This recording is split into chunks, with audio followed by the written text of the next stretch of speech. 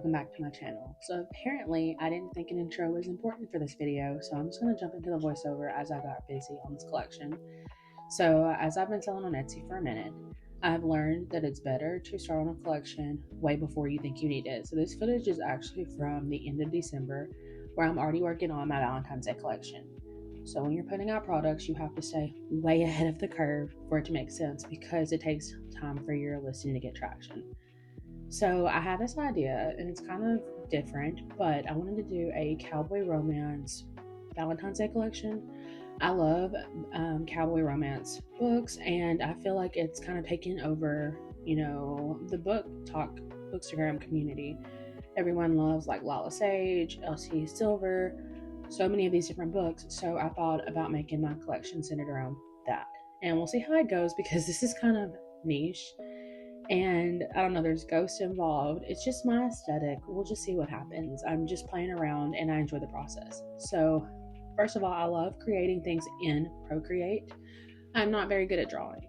Anyone that's been following me already knows this. However, Procreate makes it pretty easy. So, I got this PNG like stock photo of the sheriff's badge from, I think it's called Pixabay. And I'm solely using it just for the outline because I cannot draw. So luckily Procreate makes it super easy. If you make a circle and then hold it down with one finger, it will make the circle perfect. And then here I just duplicated that same circle 6 times, so that way I can use it to go all the way around the sheriff's badge, where I'm not having to draw all of those circles. So I think Procreate is like $12, but it's only a one-time fee. So if this is something that you actually want to do, highly recommend Procreate. And here I am, I can't find the right layer for the circle. So when you create different layers, it does get confusing. However, at the end, you are able to put those layers together, and that makes your image one like file. And I don't know, it's just really cool. And then also there's a lot of really artistic things you can do on here. I just don't do them, but I do want to take some like lessons to learn how to use Procreate better, because there are a lot of great ways to utilize it. So I have all my circles, and now I'm drawing the lines. And then again, if you make the line and then hold the pencil down, it will like fix the line for you. So I don't have to be too precise. There are sometimes if you mess up, like I think on this one I messed up and it was like too wonky. So if you use 2 fingers to tap on it, it will undo it. So I just fixed that so I could get it together, and it just made this process super easy. So like I said, I just used that file in the background to help me understand the shape that I was trying to create. And then in a second, you're gonna see me swipe, open the layers and get rid of that one. That way I can go ahead and color it. And like I said, this is like a romance, pink, cute collection. So that's what I'm going for. And I basically just looked for inspiration on colors on Pinterest. And then when I got my colors that I wanted, I uploaded them here. So it says Valentine's Day. It's because that's the colors that I chose for this collection. So I'm just gonna drag and drop those. And it makes it so much easier when you can do this. If you're ever dragging and dropping and it's not going correctly, there's probably a hole somewhere. If the whole sheet is filling up, it's because there's not a connection somewhere, and you just have to figure out where that is. So I'm just kind of tidying up some lines, and then my sheriff's badge is ready. And I didn't show it on here, but I did write, I think, book lover where it normally says sheriff. So now I am taking all of those files and changing them to PNGs to be able to download to my computer. Something important I was just thinking about: you have to turn the background layer off before you try to export, or it's going to export with the background layer. Now if you have Canva Pro, this is not an issue because you can remove the background later, but if you just turn it off now, you don't have to worry about it later, and it's just much easier. So all I'm doing is I'm saving these all to my iPad, and I do have Canva on my iPad, so I'm just going to literally import them into Canva to be able to start putting them together for the collection. I don't think I mentioned we're making stickers, bookmarks. I do make an annotation kit, which is basically a bookmark. And then stick around, because I do have a freebie idea for you, and it's a good way to get people to sign up for your email list. So here I am. I just took those elements that I downloaded I stacked them together, layered them, and then I added whatever sayings I wanted to add. And the important part when you get to Canva, you need to, after you have them layered how you want them, download them to the computer and then re-upload them so they're all one photo file. So instead of like the one that has the ghost with the 6 books, instead of it just being 6 books still, it is one sticker. Because the reason you need to do this is because you're going to add an outline around the sticker, so that way your machine has a cut line. That way, if something happens, it doesn't cut your actual sticker, if that makes sense. So right here around the boot, I'm adding this white cut line, so my machine will recognize that as the outside of it rather than the black line of the boot, because if it goes over the black line, the boot is going to be messed up. So all I did was hit edit, because this is one file now, it's just a picture, and I'm hitting edit and then outline, and then you can choose whatever color. I think for this collection I'm mostly stuck with white, but you can change it to whatever you want. And then you can also change the thickness. So sometimes if you need to like fill a large area, then you might need to up the thickness. I did not have to do that on these. And then on the, actually I did on the truck one, but I just went away from it, you can't see it. And I did have to do that on the circle sticker, but I ended up putting just a circle, a white circle behind it to make it easier on myself than having to fill. So now I'm about to download just the ones that I put the border around. So I'm just unselecting the ones that are just the freestanding images, and I'm just getting the ones that's for a sticker. Now I'm ready to cut, and I do have a Cameo silhouette. I don't know which one's the brand and which one's the name. But anyway, I have a silhouette. A lot of people use Cricut. I don't necessarily have an opinion on either one because I have not used a Cricut in my adult life. I only used Cricut like in high school when we did scrapbooking, and it was before the Cricut like connected to a computer. So I cannot speak to how like easy it works. Silhouette is pretty good. I did have issues at the beginning, and I don't know how much of that was just user error and what was going on. But now for the most part, I don't have many issues with cutting. So now the machine is cutting the stickers out. I didn't show this, but I did print them. I think this might be glossy paper, and then I put the cold lamination on top. I think I did holographic. And now my machine is just cutting away, and it's gonna cut on the outside of that border that we created. That way it's not cutting the sticker. And I think this is just trial and error. Like I said at the beginning, cutting stickers gave me the blues. I had the hardest time being able to cut stickers. And eventually it just got easier, but I don't know like what happened. I think honestly my machine just needed to be recalibrated, and because I wasn't used to using it, it was just messed up. So here's the most satisfying part. Removing the outside. And I also want to say, this is the first collection where I printed things on the first try and things came out correctly. Like, that's very rare for me, and I don't know if it's just because I've gotten used to like what it should look like, but I was very proud. So after that, I took pretty much the same elements and made it into bookmarks. So this is the Cowboys Don't Cry But I Do sticker. All I'm doing is rearranging the elements, duplicating them to fill up the whole bookmark page, and making it into a bookmark. So for my bookmark file, I believe it is 2 by 8.5, or it could be 2.5 by 7. I can't remember. Either way, those dimensions will get you a bookmark shape, and then you can like change it if you want to. I always forget which one I use, and I think it's because I've used both. So like I said, either one will do. And then here I'm just moving the elements around, and then you can also use the flip tool, which will like change the orientation of the image. That way all of it isn't all facing the same right way. Like, it gives it different kind of dimensions to it. And then I'm duplicating the same images. Yeah, so I just flip the truck around. That way one truck's going one way, the other truck's going the other way. And then duplicating those and just kind of layering them in different ways. That way it's not so like monotonous and boring if you do the same thing. And that way it doesn't have to be perfect, because if you want it, if it's all going to be the same way, you definitely have to make sure it's lined up. And I just kind of like mine to be more chaotic, if you will.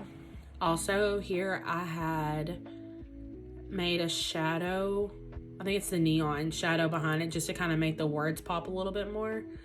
And I also have an outline on the words, so I have to do 2 layers of it. So that's why you see there's like another font that I'm having to fix with the same exact size. Yeah, that's just to make it pop a little bit. That's about it. So I'm just lining it back up, and then I'm going to group those together. So if I do need to move it again, I can do that without it coming apart. And then it's just mostly about filling in those holes. So in a second, I see that there's like a space there that I didn't want. So I picked a book to go in that part, just to give it, to make it a little bit more full. And then here I'm just worried about the size, because I do take this file, download the PNG, and then I have a file where it has 4 bookmarks to a page, and I put it in a PDF. But if the words are too big, sometimes they will get cut off because they're so close to the edge. So I was trying to make sure I could avoid that. All right, and here I am fixing that. And then I duplicated it to make the back.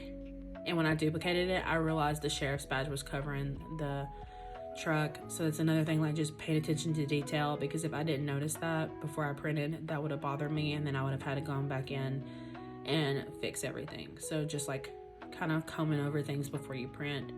And then I realized I wanted to have the sheriff badge on here more than once, because I felt like it wasn't cohesive without it.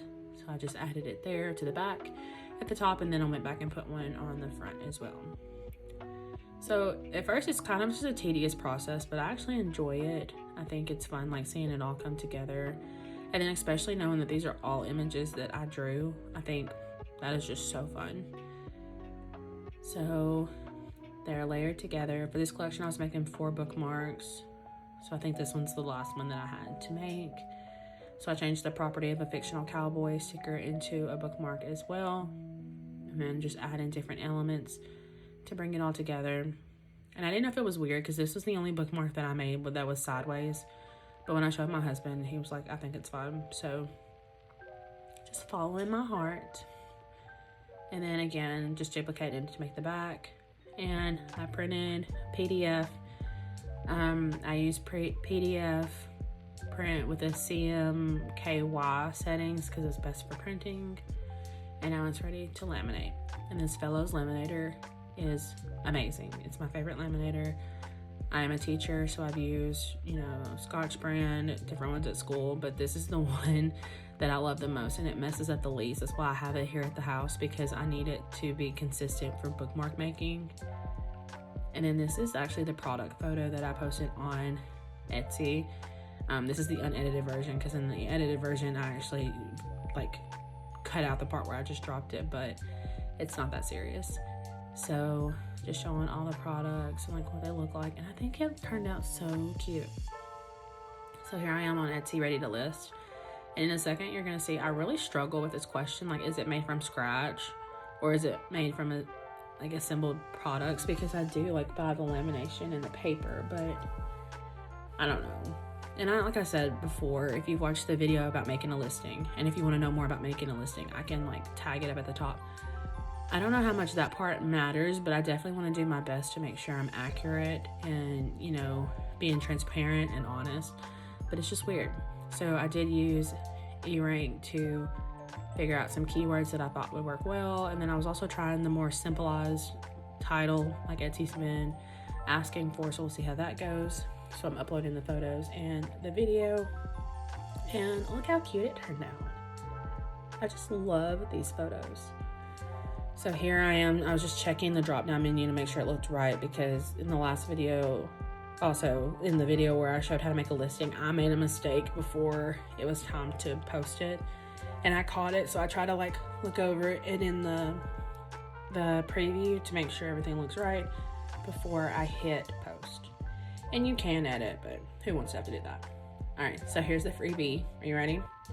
Remember earlier when I drew all those things, I also kept one uncolored version of everything, and I made coloring bookmarks, and these went really well. I did it for Christmas, and I got maybe 40 people to sign up for my email list just by this freebie. So basically I made it, made the free file, and I made a landing page on, I use, what's it called? Kit.